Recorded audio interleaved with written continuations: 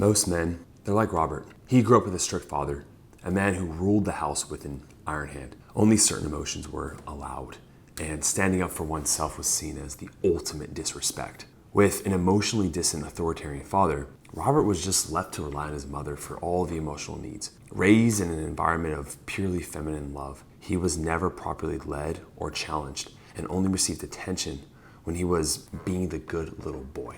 So how did growing up in this environment affect his marriage? With Robert's wife, Allegra, he felt he finally found true love. She showered him with the love and attention and affection he craved, and within months, they got married. Soon after, they had 2 kids and their lives were intertwined.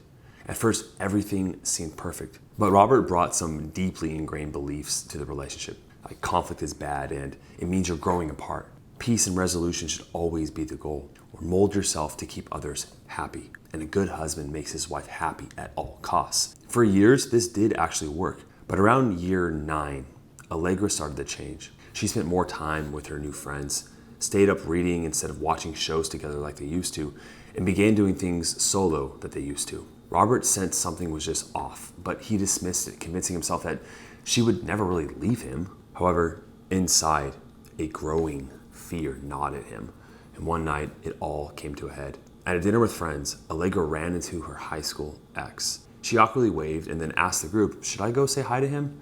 With encouragement, she went over, and Robert found himself simmering in discomfort, wondering how long she would be over there.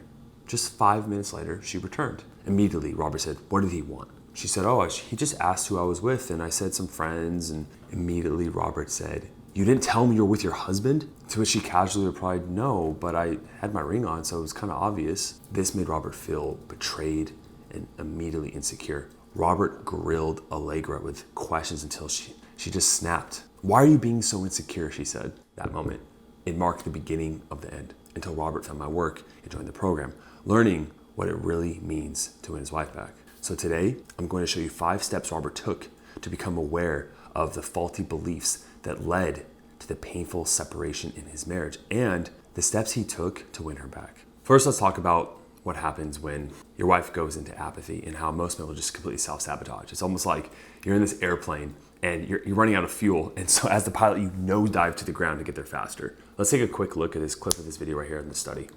In the still face experiment, what the mother did was she sits down and she's playing with her baby, who's about a year of age. I'm like a girl. Oh. And she gives a greeting to the baby gives a greeting back to her. Yeah. This baby starts pointing at different places in the world, and the mother's trying to engage her and play with her. They're working to coordinate their emotions and their intentions, what they want to do in the world. And that's really what the baby is used to. And then we ask the mother to not respond to the baby. The baby very quickly picks up on this, and then she uses all of her abilities to try and get the mother back. She smiles at the mother. She points because she's used to the mother looking where she points. The baby puts both hands up in front of her and says, "What's happening here?" She makes that screechy sound at the mother, like, "Come on, why aren't we doing this?"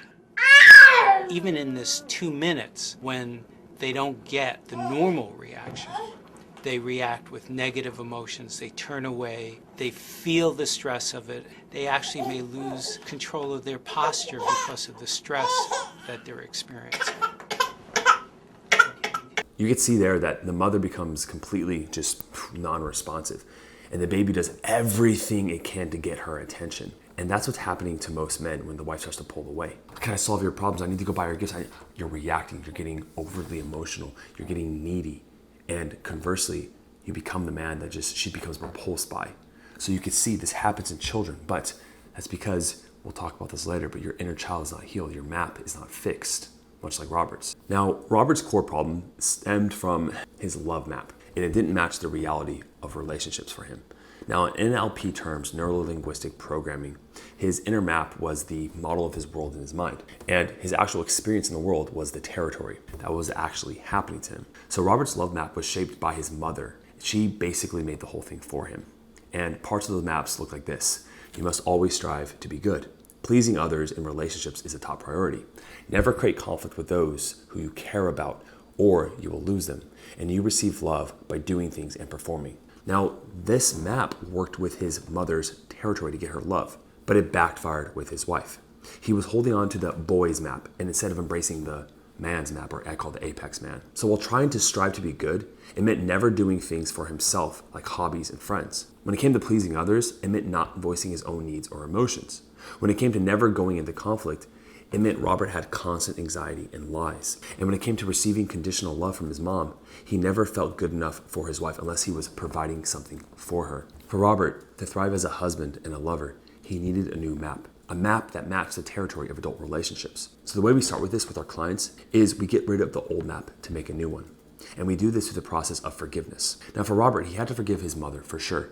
But his father also helped create that map with a lot of the way he was around him, being strict and authoritarian, not allowing him to express emotions. Now there's a specific letter exercise we do within our program that allows the clients to let go of the past and discard that old map and those old belief systems. Our group calls also play a huge role in helping Robert to release those outdated beliefs, of letting go of the childhood patterns of old trauma. So if you want that opportunity to join our program, simply click the link down below, set up a free call with our team, and make sure you are fully committed to take action and do something different. It's not just free advice. After he discarded the old map, to move forward, Robert had to redefine what he wanted from his marriage. This meant envisioning a strong, respectful relationship and being willing to shift his beliefs and behaviors to make it happen. That means he had to abandon the old sabotaging patterns and start pursuing outcomes that would lead to a better future. Now, Stephen Covey, in his world-renowned book, The 7 Habits of Highly Effective People, he states that with goals in life, we must start with the end in mind. The reason why this is so important is because when you're walking on that mountain of life and trying to get your wife back, when you're so focused down on yourself, or you're looking at the past at the bottom and you're not focusing where you want to go, you're going to go in the wrong direction. And also, when you have a clear vision of what you want towards the end, all those little obstacles that are going to come along the way, you're able to overcome them because you know what you're striving toward. You know the vision of what you want to create. And speaking of obstacles, when you're on any journey towards success, you're going to come across those obstacles. But I call them growth opportunities because that's what they are. Marcus Aurelius says, the impediment to action advances action. What stands in the way becomes the way. When men in our program start to see immediate results, the wife begins to open up. She moves from stage 1 to 2 to 3 up to stage 5 within months. If you guys don't know what I'm talking about the 5 stages, there's a video at the end of this one that you guys can check out on the 5 stages to see where you're at in your journey. But much like Robert, success is not a linear path. In fact, falling backwards is expected. And what separates the men who reach salvation with their wife or go toward a deep sense of complacency and regret is how they bounce back from difficult times. In the year 2000, Sunia Luthar conducted a foundational study on resilience at Columbia University, focusing on at-risk adolescents. The study titled Resilience and Vulnerability, Adaptation in the Context of Childhood Adversities. It involved approximately 500 students from various socioeconomic backgrounds. Now, Luthar aimed to uncover the factors that contributed to resilience, the capacity to thrive despite facing significant adversities such as family instability or economic hardship. They used studies and interviews to assess personal characteristic traits, coping mechanisms, and social supports for the students. Now, the research included self-report questionnaires that examined factors like self-efficiency, optimism, and perceived social support from family, friends, and teachers. The team analyzed correlations between these factors and academic as well as personal success markers, comparing resilient students to those who struggled under similar challenges. The findings, it showed that students who exhibited resilience often had strong relationships with supportive adults and possessed a high sense of self-worth, which buffered against negative impacts of adversity. So for Robert, he learned to see that obstacles in his marriage, they were not threats, but opportunities to grow and develop into the man that he wanted to be. Those challenges were opportunities for him to show who he was for his wife instead of cowering down or believing that it was over. He embraced the conflict and it deepened their bond, and it developed himself and developed the relationship by proxy. As an example, you can have two men, right? Both facing the same challenging obstacle that their wives have expressed, let's say the desire to move out. So the first man's response, let's talk about how initially he may be feeling hurt and shocked and decides to respond with, instead of anger though, understanding why she wants to, and then finally not forcing her or trying to control her, but just accepting it. He tells his wife he respects her need for space and reassures her that he'll support her decision without pressuring her. Rather than becoming defensive or trying to change her mind, he uses this time to focus on improving himself and working on his emotional regulation, communication skills, and personal growth. He also engages in counseling or a coaching program to process his feelings and gain insight on how to be a better partner. Because of this, his wife begins to see him as someone who genuinely respects her autonomy and is willing to work on his own issues.